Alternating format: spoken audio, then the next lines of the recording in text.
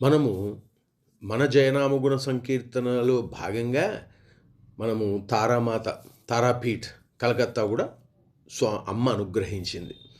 ఈ కలకత్తాకి 350 కిలోమీటర్ల దూరంలో అమ్మ తారామాత తారాపీఠం అనే మందిరం ఉంది. ఈ తారాపీఠ మందిరం గురించి ఎంత చెప్పుకున్నా తక్కువే. అంతకుముందు మనం తెలుసుకోవాల్సిందంటే ఎవరు ఈ తారామాత? అమ్మ ఎవరు? అమ్మ ఎవరు అని మనము కనుక్కోలేము. కానీ అమ్మ ఎరుక ఇస్తుంది కదా. అందుకని దాంట్లో భాగంగా ఆది పరాశక్తి ప్రతిరూపమైన పురుషతత్వం శివుడే అయినా ఈ విశ్వాన్ని మొదలుపెట్టింది మాత్రం ఆది పరాశక్తి అమ్మవారు.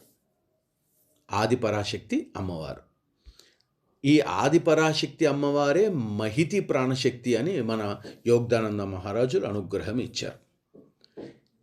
ఇక అమ్మవారు అంటే అలా మొదలైన ఈ విశ్వంలో అతిపెద్ద నక్షత్రాల నుంచి చిన్న చిన్న ఇసుక రేణువుల్లో కూడా ఈ శక్తి నిక్షిప్తమై ఉంది కదా.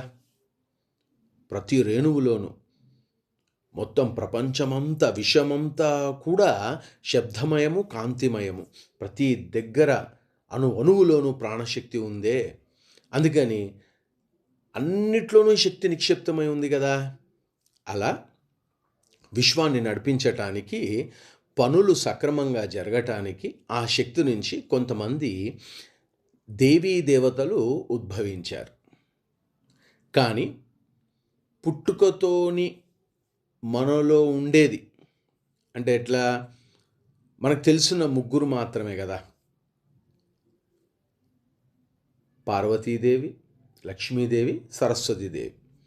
ఇటు సైడు మనము చూసుకుంటే లేక గ్రహించుకుంటే బ్రహ్మ, విష్ణు, మహేశ్వరులు కదా.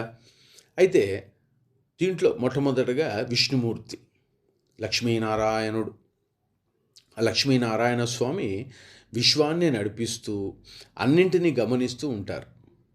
ఎవరు? మన విష్ణుమూర్తి. కాబట్టి ఈ విశ్వం ఉన్నంత వరకు కూడా వారు ఉంటారు. అదే వేద రహస్యము. ఇక రెండవది ఆది పరాశక్తి. ఈ అమ్మవారిలో ఒక భాగమే మనము. ఇక మూడోది శివుడు. బాగా గమనించుకోవాలి. మూడోది శివుడు. ఈయన అమ్మవారి యొక్క పురుషతత్వం. అందుకే భవానీ శంకర అని కలుపుకుంటూ ఉంటాము. అమ్మవారి యొక్క పురుషతత్వం. కాబట్టి ఈయన అమ్మవారు ఎక్కడ ఉంటారో అక్కడ శివుడు ఖచ్చితంగా ఉంటారు. అందుకే కదా భవానీ శంకర అని అనుకుంటూ ఉంటాం. ఎక్కడైతే అమ్మవారిలో అయ్యవారు భాగం, అమ్మవారు ఎక్కడ ఉంటే అయ్యవారు అక్కడ ఉంటారు. అందుకని సృష్టికి మూలమైన అమ్మవారిలో పరమశివుడు నిక్షిప్తమై శక్తి రూపంలో శివుడు అమ్మవారిని మనము అంటే సంబోధించటానికి కూడా విడదీయలేనటువంటి శక్తి. దాంట్లో ఇక అలా ముందుకు వస్తూ ఉంటే సృష్టికి మూలమైనటువంటి అమ్మవారికి దశరూపాలు. ఈ దశరూపాలు ఏమిటి మనందరికీ తెలుసు. మొట్టమొదట శ్రీ మహాకాళి కదా. రెండవ అవతారము దశమహావిద్యల్లో శ్రీ తారామాత. ఇక 3 శ్రీ త్రిపుర సుందరీ దేవత లేక దేవి, శ్రీ త్రిపుర సుందరి దేవి. 4 శ్రీ భువనేశ్వరి దేవి. 5 శ్రీ భైరవి మాత. 6 శ్రీ చిన్నమస్తాదేవి. ఇక 7వ అవతారము శ్రీ ధూమవతి మాత. 8వ అవతారము శ్రీ బగలాముఖి. 9 శ్రీ మాతంగి మాత. 10 శ్రీ కమలాత్మిక మాత. ఇక మనం ఈ దశమహావిద్యలులో సృష్టికి మూలమైనటువంటి అమ్మవారి దశరూపాలు 10 మనకు అమ్మ అనుగ్రహం ఇచ్చింది. మరి మొట్టమొదటి ఎవరు అమ్మ? శ్రీ మహాకాళి. మహాకాళి దేవత కృష్ణవర్ణంతో ప్రకాశించే శ్రీ కాళీమాత, కాళీదేవి దశమహావిద్యల్లో మొదటి విద్య. ఈమె శక్తి వినాశం పరివర్తనకు ప్రతిరూపము. వినాశము పరివర్తనకు ప్రతిరూపము. ఆశ్వయుజ మాసం కృష్ణపక్ష అష్టమి తిథి శ్రీ కాళీదేవికి ప్రీతికరమైనదని మన చెప్తూ ఉంటారు. ఋషులు, మునులు అందరూ కూడా అనుగ్రహమిస్తూ ఉన్నారు ఆ పదాన్ని. అలాగే శ్రీ మహాకాళీదేవి ఉపాసన ఎంతో ఉత్కృష్టమైనదిగా కూడా పండితులు, శాస్త్రజ్ఞులు, పెద్దలు చెప్తూ ఉంటారు. తంత్రోక్త మార్గంలో శ్రీ మహాకాళీదేవి మహావిద్యని ఆరాధిస్తే సకల బాధల నుంచి, వ్యాధుల నుంచి విముక్తి కలుగుతుంది. ఇదే రహస్యము. అంతేకాకుండా ఈ సాధకుడికి ఎవరైతే మహాకాళీ దేవత యొక్క ఉపాసన చేస్తూ ఉంటారో వారికి శత్రుపీడ తొలగి దీర్ఘాయువు కూడా కలుగుతుంది అని మన పెద్దలు చెప్తున్నారు. మనందరికీ తెలిసిందే శ్రీరామకృష్ణ పరమహంస మహారాజుల యొక్క ఉపాసన దక్షిణేశ్వరి. దక్షిణేశ్వరి కాళికాలయము అంటారు కదా, కలకత్తాలో ఉంది. ఈ దక్షిణేశ్వరి కాళికాలయంలో ఉన్న అమ్మని శ్రీరామకృష్ణ పరమహంస మహారాజులు ఆ మహాకాళీ దేవతను ముద్దుగా జగద్ధాత్రి అని పిలిచేవారు. చూడండి, వినండి, జగద్ధాత్రి అని పిలిచేవారు. అయితే శ్రీరామకృష్ణ పరమహంస మహారాజులు కూడా దశమహావిద్యల్లో శ్రీ మహాకాళి ఉపాసన వారు చేస్తూ ఉండేవారు. వారు మనందరికీ కూడా తెలుసుకోవడానికి అనుగ్రహం ఇచ్చారు. రెండవ దశరూపాల్లో, దశ మహావిద్యల్లో రెండవ అవతార రహస్యము శ్రీ తారాదేవి, తారామాత. కలకత్తా నుంచి మనం ఇందాక చెప్పుకున్నట్టుగా వెస్ట్ బెంగాల్ ఒక 350 కిలోమీటర్ల దూరంలో తారాపీఠం ఉంది. అక్కడ శక్తి. ఈ తారాపీఠం గురించి మరొక సత్సంగంలో స్వామి అనుగ్రహిస్తారు. అయితే ఇక్కడ శ్రీ తారాదేవి దశమహావిద్యల్లో రెండో మహావిద్యగా అమ్మ కొనియాడబడుతోంది. ఇక్కడ అమ్మవారి రూపము కరుణ, రక్షణకు ప్రతిరూపము. నీలవర్ణంలో ప్రకాశించే ఈ దేవికి నీలవర్ణం ఎందుకు అంటే తారామాత విజ్డమ్ ఇస్తుందిట, జ్ఞానం ఇస్తుంది అమ్మ. ఇక ఈ అమ్మకి, తారామాతకి చైత్రమాసము శుక్లపక్ష నవమి తిథి మహాప్రీతిపాత్రమైనదిట తారామాతకు. ఇక ఈ తారామాతకు, అమ్మకి వాక్కుకి అధిదేవత. జ్ఞానం ఉన్నప్పుడు వాక్కు ప్రవాహము సత్యంగా, ధర్మంగా మనం నడుచుకోవటానికి అమ్మ అనుగ్రహం ఇస్తుంది అని తెలుసుకోవాలి. ఇక అమ్మని, తారామాతను నీల సరస్వతి అని కూడా పిలుస్తూ ఉంటారు. తారాదేవి అమ్మ సాధన వల్ల అమ్మ అనుగ్రహం అందితే శత్రునాశనము, దివ్య జ్ఞానము, వాక్శుద్ధి, ఐశ్వర్యము, కష్ట నివారణ వంటివి సాధకుడికి అట్టే లభిస్తాయి. తారామాత రౌద్రంగా అక్కడ కనిపించిన తారాపీఠంలో అమ్మ కరుణామయి. అందుకే నీలి సరస్వతి అన్నారు కదా అమ్మని. జ్ఞానం ఇస్తుంది అమ్మ, వాక్ ఇస్తుంది, సత్య ప్రవర్తనను పరివర్తనతోటి సాధకుడికి అనుగ్రహం ఇస్తుంది తారామాత. ఇక మూడవ మాత శ్రీ త్రిపుర సుందరీదేవి. ఈ అమ్మ అరుణవర్ణ లేక అరుణవర్ణంతో ప్రకాశించేటువంటి ఈ అమ్మ శ్రీ త్రిపుర సుందరీదేవి దశమహావిద్యల్లో మూడో మహావిద్యగా మనందరికీ ఎరుక. మన పెద్దలు, శాస్త్ర పండితులు, ఋషులు సనాతనంగా అందరూ కూడా మనకు తెలియజేయటానికి అనుగ్రహించారు. ఇక అమ్మ అద్భుతాల కరుణామయి, సంపద, సౌందర్యము, శాంతి, ఇవన్నీ కూడా అమ్మ ఆభరణాలు. అందుకని అమ్మని, త్రిపుర సుందరీ దేవిని అమ్మని సంపద, సౌందర్య దేవత, శాంతి స్వరూపిణి అని కొనియాడుతూ ఉంటాము, మనం కొలుచుకుంటూ ఉంటాము. అయితే అమ్మకి, ఈ త్రిపుర సుందరీ దేవికి మార్గశిర మాసము పౌర్ణమి తిథి ప్రీతిపాత్రమైనది అని మన పెద్దలు మనకు తెలియజేస్తూ ఉన్నారు. ఈ తల్లినే ఇంకా కొంచెం ముందుకు పోతే సాధకుడు, భక్తులు శ్రీ త్రిపుర సుందరి అని, రాజరాజేశ్వరి అని, మహాత్రిపుర సుందరి దేవత అని కూడా అంటూ ఉంటాము.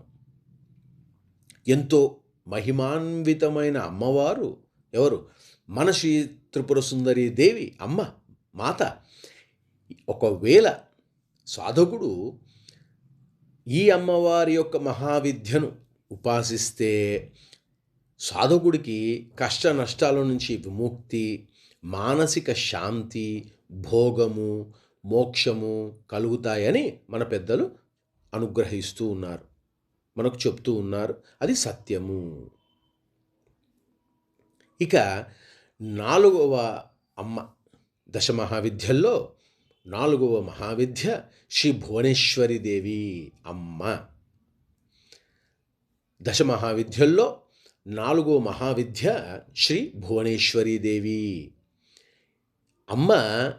విశ్వాసానికి అధిపతి, సృష్టికి మూలము.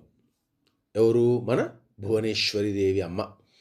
ఉదయించే సూర్యుడి కాంతితో ప్రకాశించే ఈ దేవికి, అమ్మకు ప్రీతిపాత్రమైన దినం కూడా ఉంది. భాద్రపద శుక్ల పక్ష అష్టమి తిథి మహాప్రీతిపాత్రమైనదిట. మన పెద్దలు సనాతనంగా ఋషులు, మునులు మనకు అనుగ్రహించారు.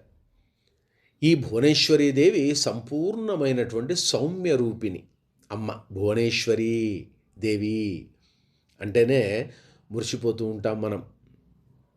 సౌమ్య రూపిణి అమ్మ. ఈ భువనేశ్వరీ దేవి అమ్మ, ఒకవేళ అమ్మని భక్తి శ్రద్ధలతో ఒకవేళ సాధకుడు ఉపాసిస్తే వారికి జ్ఞాన నేత్రము సంవేదన చెందుతుంది. అంటే 3వ నేత్రము. ఇంకా కొంచెం సాధకుడికి అర్థమయ్యేటట్టుగా మనము స్వామి అనుగ్రహిస్తున్నారు అనుకుంటే జ్ఞాన నేత్రము లేక ఆజ్ఞాచక్రము సంవేదన చెందుతుంది. అంతేకాకుండా శ్రీ భువనేశ్వరి దేవి అమ్మని మనము దినాము సాధనాభ్యాసంలో అమ్మకు నచ్చినటువంటి ప్రీతిపాత్రమైనటువంటి క్రియ సాధన చేస్తూ ఉంటే భూత భవిష్యత్తు వర్తమానాలు తెలుసుకునే శక్తి కూడా లభిస్తుంది అని మన పూర్వీకులు, ఆచార్యులు, మునులు, మన పెద్దలు మనకు అనుగ్రహం ఇచ్చారు. అంతేకాదు శ్రీ భువనేశ్వరీ దేవి అమ్మ ఉపాసన చేస్తే రాజ్యాధికారాన్ని, సమస్త సిద్ధుల్ని, సకల సుఖ భోగాల్ని అమ్మ అనుగ్రహిస్తుందిట. ఇక దశమహావిద్యల్లో 5వ మహావిద్య శ్రీ భైరవీమాత. భైరవీమాత వేల సూర్యుల కాంతితోటి ప్రకాశించే శ్రీ త్రిపుర భైరవీదేవి. చాలా చోట్లు సాధకులు, భక్తులు భైరవీమాత అనటం కంటే కూడా శ్రీ త్రిపుర భైరవీమాత అంటూ ఉంటారు. అమ్మ దివ్యశక్తి స్వరూపిణి. అమ్మకి ఏ దినము సుదినము లేక ప్రీతిపాత్రమైనటువంటిది? మాఘమాసము పౌర్ణమి తిథి ఎంతో ప్రీతిపాత్రమైనదిట. అమ్మకి ఎంతో ఇష్టమైన రోజు. ఇక్కడ ఈ సాధకుడు ఒకవేళ అమ్మని, ఎవరు? శ్రీ భైరవి, త్రిపురా భైరవి మాతను ఆరాధిస్తే జీవితంలో ఎదురయ్యే వివిధమైనటువంటి సంకటాల నుంచి, బాధల నుంచి విముక్తి కలిగిస్తుంది అమ్మ. అలాగే సకల సుఖ భోగాలను కూడా పొందే శక్తి, జన ఆకర్షణ, సర్వత్రా ఉత్కర్షమైనటువంటి ప్రాప్తి సాధకుడికి అమ్మ అనుగ్రహమిస్తుంది. అందుకని దశమహావిద్యల్లో 5వ మహావిద్య శ్రీ భైరవీమాత. ఈ దశమహావిద్యల్లో అమ్మ ఆరో మహావిద్య శ్రీ చిన్నమస్తాదేవి అమ్మ. చాలా చోట్లు చాలా పార్లు అమ్మని చాలా ప్రేమతోటి అందరూ చిన్నమస్తాదేవి అంటూ ఉంటారు అమ్మని. అమ్మ ఎలా పిలిచినా పలుకుతుంది. ఈ చిన్నమస్తాదేవి అమ్మకి ఆవిడ వజ్ర వైరోచిని, ప్రచండ చండి అని కూడా అంటూ ఉంటారు. అంటే సులువైన భాషల్లో సాధకుడు ప్రేమతో ఎలా పిలిచినా అమ్మ పలుకుతుంది కదా. అందుకని కొంతమంది అమ్మని ప్రచండ చండి అని లేక వజ్ర వైరోచిని అని పిలుస్తూ సాధకుడు ఆనందపడుతూ ఉంటారు. వైశాఖ మాసము శుక్లపక్ష చతుర్థి తిథి అమ్మ చిన్నమస్తాదేవికి ఎంతో ప్రీతిపాత్రమైనదిట. ఇక చిన్నమస్తాదేవి అమ్మకి మన శాక్తేయ సాంప్రదాయంలో, మన ధర్మంలో ఎంతో విశిష్టత ఉంది అంటున్నారు మన పెద్దలు. ఈ చిన్నమస్తాదేవి అమ్మని భక్తి శ్రద్ధలతో నిష్ఠతో ఉపాసిస్తే సరస్వతీ సిద్ధి, శత్రు విజయము, రాజ్య ప్రాప్తి, పూర్వజన్మల పాపాల నుంచి కూడా విముక్తి లభిస్తుంది అని అమ్మ మనందరికీ అనుగ్రహం ఇస్తోంది తెలుసుకోవటానికి. అంతేకాకుండా ఎలాంటి కార్యాలైనా అవలీలగా సాధించేటువంటి శక్తి అమ్మ శ్రీ చిన్నమస్తాదేవి అమ్మ మనందరికీ అనుగ్రహం ఇస్తుందిట సాధకుడికి. 7వ లేక దశ మహావిద్యల్లో 7వ మహావిద్య అమ్మ. ఎవరు? శ్రీ ధూమవతి మాత. శ్రీ ధూమవతి అమ్మ. అమ్మ ధూమవతి అమ్మ అని ఎందుకు పిలుచుకుంటున్నాము అంటే, ధూమవర్ణంతో దర్శనమిచ్చే ధూమవతీదేవి అలా కనిపిస్తూ దర్శనమిస్తుంది కాబట్టి అమ్మని ధూమవతి అని ప్రేమతో పిలుచుకుంటాడు సాధకుడు. అమ్మకి జ్యేష్ఠమాసము శుక్లపక్ష అష్టమి తిథి ఎంతో ప్రీతిపాత్రమైనది, మహాప్రీతిపాత్రమైనదనే చెప్పుకోవచ్చు. ఈ దేవతకి, అమ్మకి, శ్రీ ధూమవతి మాతకి ఇంకొక పేరు కూడా ఉంది. ఉచ్చాటనా దేవత అని కూడా పేరు ఉంది. అంటే అమ్మ ఏం చేస్తుంది? తన ఉపాసకులకు, సాధకులకు కష్టాలను, దరిద్రాల నుంచి ఉచ్చాటన చేసి, అంటే తీసివేసి అపారమైన ఐశ్వర్యాన్ని ప్రసాదిస్తుంది. కాబట్టి అమ్మని ఉచ్చాటనా దేవత అని కూడా అంటూ ఉంటారట. ఎవరిని? శ్రీ ధూమవతి మాతని. అమ్మ ఎలా పిలిచినా పలుకుతుంది. ఈ ధూమవతి అమ్మ ఆరాధన వల్ల సాధకుడికి అనేక వ్యాధుల నుంచి, శోకాల నుంచి విముక్తి లభిస్తుంది అని మన పెద్దలు మనకి అనుగ్రహం ఇచ్చారు. సనాతనంగా ఋషులు, మునులు, అవతారాలు, శ్రీరామకృష్ణ పరమహంస మహారాజులు కూడా మనకు ఈ భావనను వ్యక్తీకరించి మనకు తెలియజేస్తూ అనుగ్రహం ఇస్తున్నారు. ఇక దశ మహావిద్యల్లో 8వ మహావిద్య శ్రీ బగలాముఖీదేవి అమ్మ. ఆ పేరు చెప్తూ ఉండగానే సాధకుడికి చాలా ఆనందదాయకంగా ఉంటుంది. అమ్మ బగలాముఖి అమ్మ పసుపు వర్ణంతో ప్రకాశించే ఈ అమ్మ అంటే అలా ప్రకాశిస్తూ ఉంటుంది అని చెప్పుకోవచ్చు. పసుపు వర్ణంతో ప్రకాశిస్తుంది అమ్మ, అంటే ఎల్లో ఇన్ కలర్. అమ్మ శత్రువులను స్తంభింపజేస్తుంది. అందుకని అమ్మని స్తంభన దేవత అని కూడా కొన్ని చోట్లలో సాధకుడు ప్రేమగా పిలుచుకుంటూ ఉంటాడు. అమ్మ ఈ బగలాముఖి దేవి అమ్మకి వైశాఖ మాసం శుక్ల పక్ష అష్టమి తిథి ఎంతో ప్రీతిపాత్రమైనదిట. ఈ బగలాముఖి అమ్మ దేవత ఉపాసన వల్ల సాధకుడికి శత్రువుల వాక్యని స్తంభింపజేసేటువంటి శక్తి లభిస్తుంది. అందుకు కాను అమ్మని స్తంభనా దేవత అని అన్నారు. అంటే ఒకవేళ సాధకుని యొక్క శత్రువు ఏదో చెప్పాల వాక్య, అప్పుడు అతను చెప్పలేడు, ఆమె కానీ శత్రువు. అందుకని అమ్మకి పేరు వచ్చిందిట. ముఖ్యంగా అంటే చాలా వ్యవహారాల్లో ఎదుటివారి యొక్క మాటలను స్తంభింపజేసి సాధకుడికి విజయాన్ని ఇస్తుంది అమ్మ అని మనకు పూర్వీకులు చెప్పుకుంటూ వస్తున్నారు. ఇక దశమహావిద్యల్లో 9వ మహావిద్య శ్రీ మాతంగి అమ్మ. మరకత వర్ణంతో ప్రకాశించే శ్రీ మాతాంగి అమ్మ, లేక మరకతమ వర్ణంతో ఉంటుంది, ప్రకాశిస్తుంది కాబట్టి అమ్మని మనం శ్రీ మాతాంగి దేవత ఇలా దర్శనమిస్తుంది అని మనం చెప్పుకోవచ్చు. లేదు, మనం సత్సంగం చేసుకోవచ్చు. అమ్మ జ్ఞానము, కళలు, సరస్వతికి రూపము. వశీకరణ దేవతగా కూడా ప్రశస్తి చెందిన అమ్మ ఎవరు? మన శ్రీ మాతాంగి అమ్మ. వైశాఖ మాసము శుక్లపక్ష తృతీయ తిథి మహాప్రీతిపాత్రమైనది.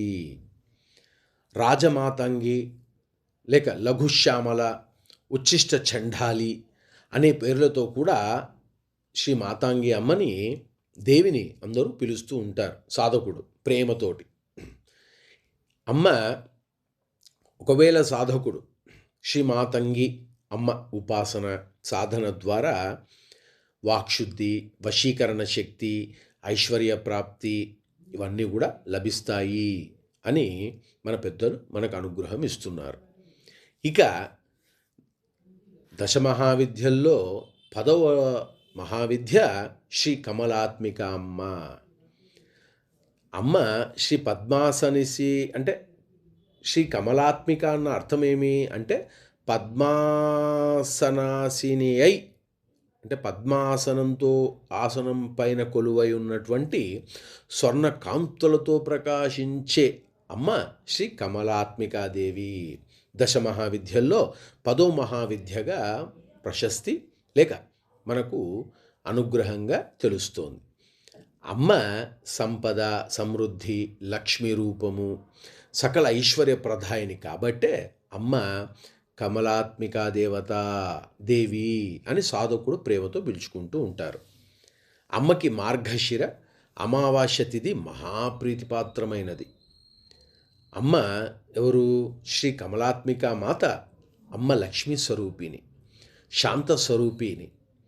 అందుకని ఒకవేళ సాధకుడు శ్రీ కమలాత్మిక అనే మహావిద్యను ఉపాసిస్తే సకల సంపదల్ని, పుత్ర పౌత్రాభివృద్ధిని, సుఖ సంతోషాలని అమ్మ అనుగ్రహిస్తుంది అని మన పూర్వీకులు, మన పెద్దలు మనకి అనుగ్రహం ఇస్తున్నారు. అంటే ఈ దశమహావిద్యల్లో మనకు ఒక ఎరుక రావటానికి క్లుప్తంగా మనము సత్సంగం చేసుకున్నాం. ఇది కేవలము అమ్మ అనుగ్రహం.